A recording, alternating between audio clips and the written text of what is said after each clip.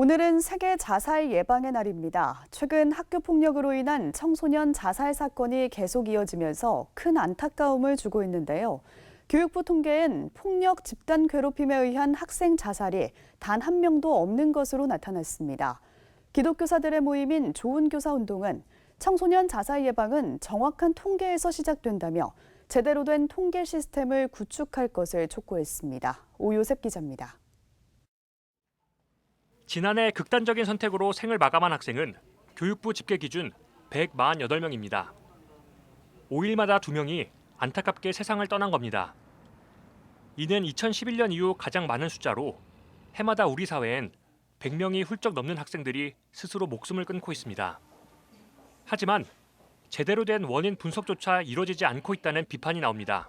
교육부의 추정 원인별 학생 자살 현황 자료에 따르면 폭력과 집단 괴롭힘으로 인한 자살은 지난 2016년부터 5년 동안 단 한 명도 없는 것으로 집계됐습니다. 집단 괴롭힘과 학교 폭력으로 인한 자살이 끊이질 않고 있지만 정작 통계엔 제대로 반영되지 않고 있는 겁니다. 이에 좋은 교사 운동은 원인 미상에 포함된 상당수가 폭력과 집단 괴롭힘으로 자살했을 가능성이 높다며 청소년 사망 원인 1위가 자살이라는 끔찍한 현실을 개선하기 위해선 교육부가 학생들의 자살 원인부터 제대로 파악해야 한다고 비판했습니다. 정부의 정책이라는 건 사실은 기본적으로 정확한 그 데이터를 가지고 시작합니다. 청소년 사망 원인 1위가 자살입니다.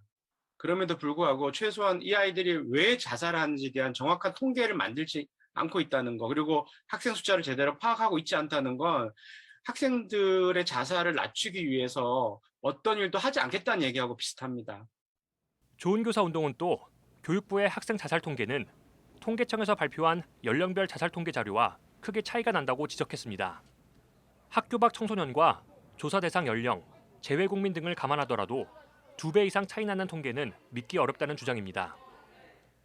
좋은 교사 운동은 교육부를 향해 학생 자살 사안 보고 시 초기에 원인 미상으로 보고된 사안은 경찰과의 협조를 통해 반드시 원인을 파악하는 절차를 마련할 것을 요청했습니다.